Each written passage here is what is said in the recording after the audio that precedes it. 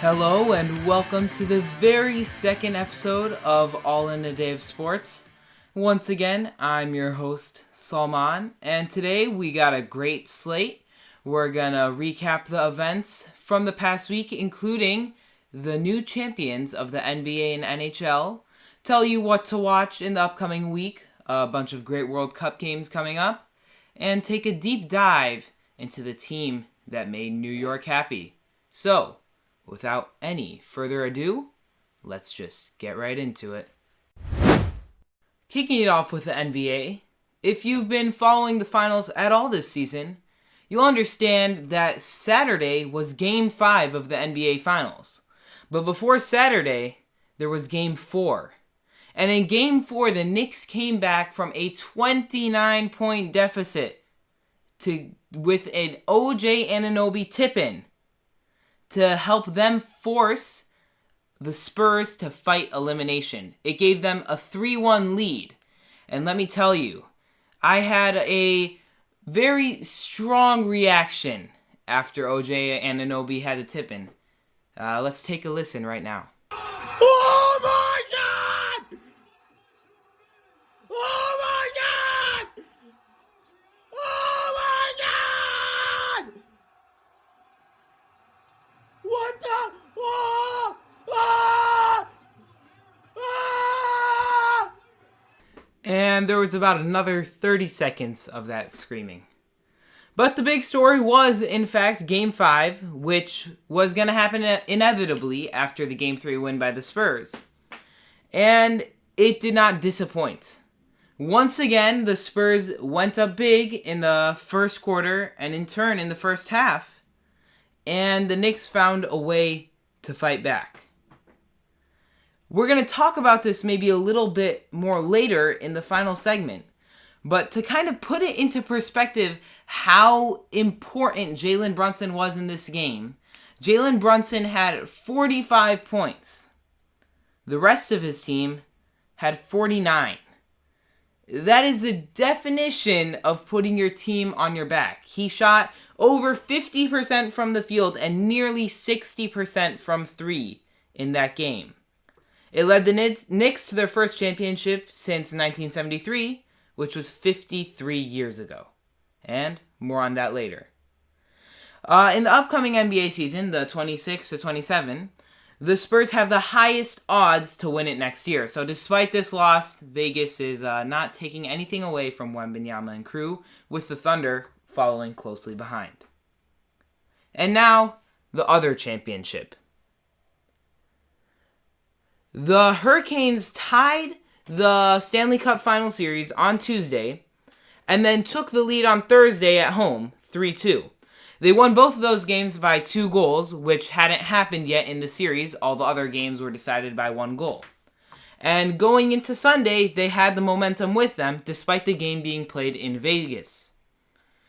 At the beginning of the game, Taylor Hall scored a goal 4 minutes in, and the Canes were dominating.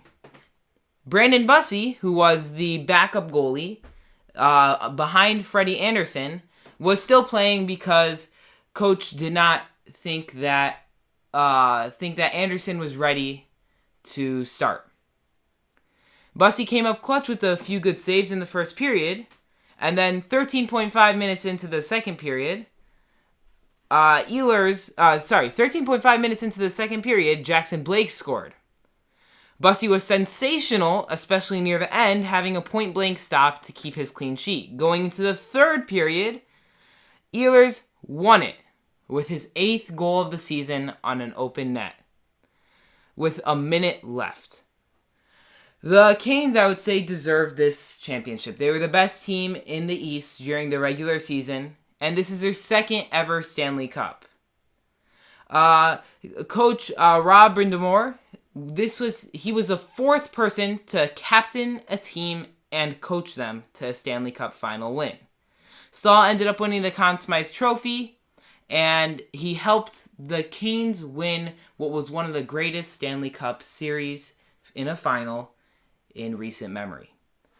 I think that the Canes definitely deserve to win this. It was a good game. Bussey dominated in goal. The Knights couldn't get anything to stop the Canes, and they rolled into Nevada and came away with the Stanley Cup trophy. And now we move on to maybe not as important games as the last two series we're talking about, but sports nonetheless. In the MLB, this was actually one of the more exciting weeks of what we'll find in the summer. Yoshinobu Yamamoto of the Dodgers had a perfect game going into the 8th inning of his start this week, and he lost it due to a Mookie Betts error. However, he still had the no-hitter going into the 9th, but ended up losing it to a home run. So that was what could have been a fun pitching performance, ending on a bit of a sad note, but it still shows the dominance of the Dodgers pitchers this season with Yamamoto, Sasaki, obviously Ohtani, who is trying to make his Cy Young bid after not being able to pitch for a while. Also, Jose Ramirez of the Guardians needs surgery on his hand after a hamate hand fracture. The Rockies scored 23 runs on Sunday, so that was the highest total in a bit for the MLB. And Max Scherzer got his 3,500th strikeout of his career. He's the 11th pitcher to have that many, despite a rough season so far with him in the Blue Jays. Skubal returned, which was a landmark in pitching surgery. If you don't know, Tarek Skubal, who was the best pitcher in the MLB last year, had loose bodies in his arm and required surgery, and they used an extra thin needle, kind of an experimental surgery this time, that shortened his return by a few weeks. And he came back, he performed, maybe not at his highest level, but he was able to perform. And so this is kind of revolutionary in pitching for the upcoming years. And it'll be interesting to see how the medical world advances, not just from baseball, but now in other sports, now that this has happened. Now in the World Cup, in the world's biggest tournament, Mexico ended up winning 2-0 against South Africa in their opener. And the U.S. men's national team, this was a real shocker for me, won 4-1 against Paraguay in their home opener, led by Balogun and Pulisic. And they looked like a completely different team than we've seen in friendlies and throughout the course of the past few years. I really thought the U.S. would not do well this year. If you remember from my prediction last week, I had them finishing third in their group. Will that happen anymore? Probably not. I actually think they'll end up first, but I do want to see more against them in their matches against Australia and Turkey. Not more in the sense of more goals, but I want to see more playing time just to get a bigger sample size, because this is their best performance in a long time. They had 3 goals all last World Cup and 4 goals in their opener. So I want to know if it's sustainable or if it's just the team they played. I think the U.S. is better than I thought they were, but I don't think they're necessarily at the level that we're all raising them to be. But I would be pleasantly surprised if they were at that level. Also, South Korea versus Czech, Morocco versus Brazil, and Netherlands versus Japan, Ivory Coast versus Ecuador. Those were all brilliant classics, with the South Korea match being a 2-1 thriller in favor of the Korean Republic. Morocco-Brazil was a tie. Netherlands-Japan also a tie in what might have been the best World Cup game so far. And Ivory Coast-Ecuador led in with a last-second winner by Amad Diallo, the Manchester United player, to help Côte d'Ivoire win their first game of this World Cup. Also, some other news. English World Cup gear was stolen, but nothing essential. 2 men were charged, and it looks like the English squad will not be affected as they look to continue their World Cup game this upcoming week.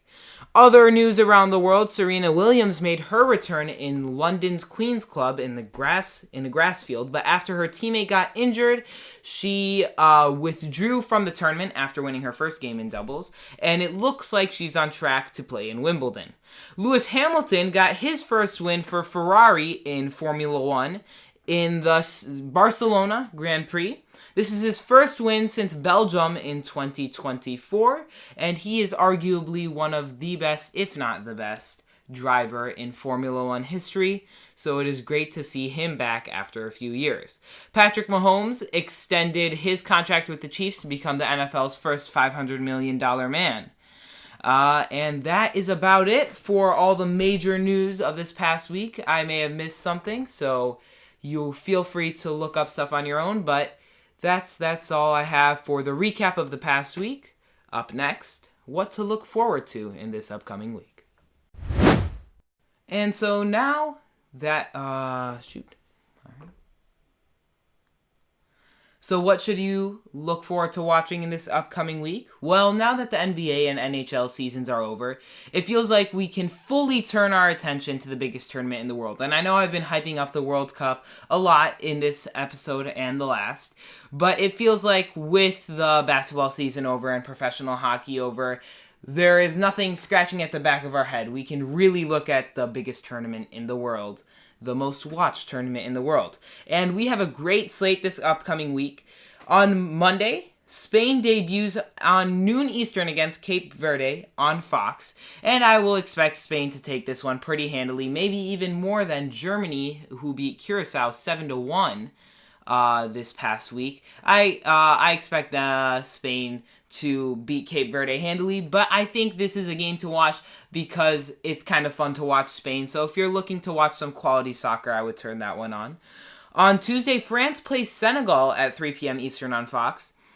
And I think this is a sneaky good matchup to watch and a sneaky close matchup. I know France is extremely good, and I think they will win, but I also think that Senegal's speed and their play style puts them as a competitor against any team in the World Cup. And I expect Senegal to keep this one competitive. I also had Senegal going decently far with my predictions, and with the France loss to Ivory Coast, in an international friendly before the World Cup, I think that France might be a bit vulnerable. Do I think they'll win and they'll go far? Yes, but I think they need to prove it here against Senegal. England plays Croatia at 4 p.m. Eastern on Wednesday, also on Fox. That is a matchup between two obviously very good teams. I don't think Croatia has what it once did, but at the same time, I thought that last World Cup, and they got third place in that World Cup. So Croatia is always fighting. So this one, I think, will be a good matchup. And Mexico plays South Korea. Both teams scored 2 goals in their opener, and that will be, I think, a battle between the teams that are going to finish 1 and 2 in their group. And lastly, for what I have to watch this week in the World Cup, I have USA versus Australia. I think this will be a proving ground to show that this was not a fluke for the US, and also for Australia, who just beat Turkey 2-0 in what was probably the biggest shocker of the tournament. I think this is one to watch if you're looking to see America perform. I think they'll perform well. I'm going to say America pulls out with a 1-0 victory in this one. And lastly, maybe for some baseball, if you have an MLB season pass, this series is being broadcasted locally, but it is a battle between 2 division leaders, the Brewers versus the Braves. Though that's 2 teams that you could maybe look to see play in the playoffs and possibly for a spot in the World Series. So I think that's a good series. Maybe watch some highlights. But yeah, that's what you should look forward to watching in this upcoming week. Up next, what happened and what went right for the Knicks.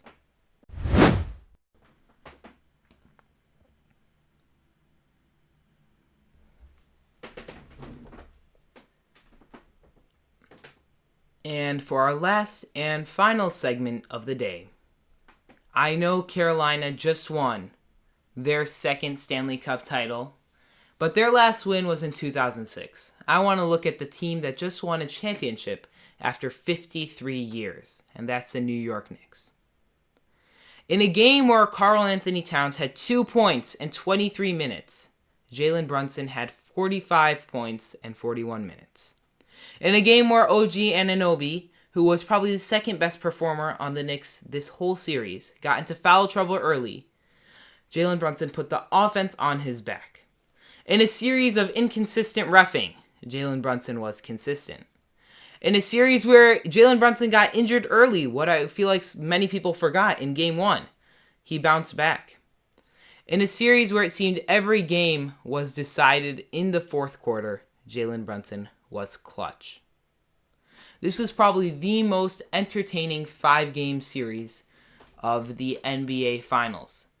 Like I said, it felt like every game was decided in the fourth quarter. And even though the Spurs only ended up with 1 game, They fought very hard, and it made every game entertaining. Maybe even more so than the Spurs versus the Thunder, which went to Game 7. Because there were a few blowouts in there, and there wasn't any... It seemed like Game 4 would go that way, but there weren't any blowouts in this series. And Jalen Brunson did what he had to do. He proved everyone wrong. Many people said when he left the Mavericks that he was overpaid. He isn't good enough to be the number one star of the U.S.'s biggest city. Last season, the Knicks were down and out against the Pacers. And Jalen Brunson consistently, over and over, bounced back, which is why he won Finals MVP. But just looking at this Knicks win in general, I think it's very impressive. I feel like many people thought that the winner of the Western Conference in the playoffs would end up being the winner of the NBA championship. And despite the Knicks' forms, it felt like nobody would be able to stop Wembanyama and the Spurs. And they did it. Karl-Anthony Towns had two very terrible games this series. The first one was the loss against the Spurs in Game 3. And this game, Game 5, once again against the Spurs, obviously. But he did in the other three games what I think the closest player this whole playoffs to doing was Isaiah Hartenstein. He was able to slow down Wembanyama, and he was able to provide a physicality that he hadn't really seen during this playoffs. And ultimately, once you're able to slow down Wembanyama, and once you get a little bit of luck from Stephon Castle performing so terribly, and Mitch Johnson not putting in Dylan Harper instead of De'Aaron Fox, which I think was actually an alright move. I think De'Aaron Fox was a veteran. He just underperformed when he should have performed. The Knicks were able to win it because of those factors.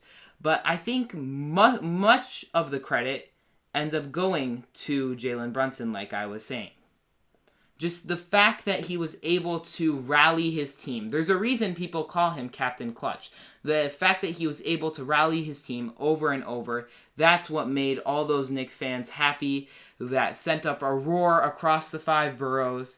And I think that is what will change the NBA. There's actually been 8 different NBA champions over the last 8 years. And I think that is excellent for the NBA.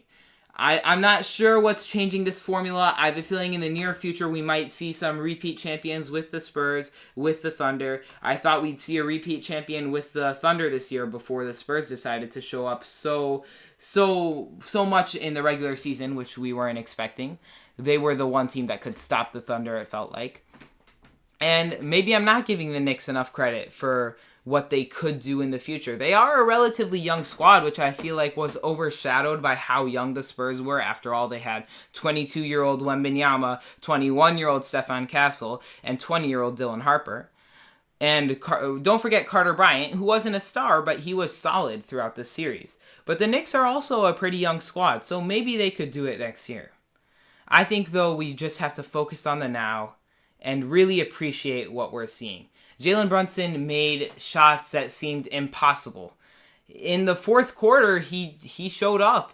And he showed up, especially in this Game 5, before the fourth quarter, which was something that he was struggling to do during the series. Like I said in the first segment where we recapped what happened, he was nearly 60% from the three-point line, which meant that over half of the three-point shots that he attempted went in. So he really showed up and pulled through for the Knicks here.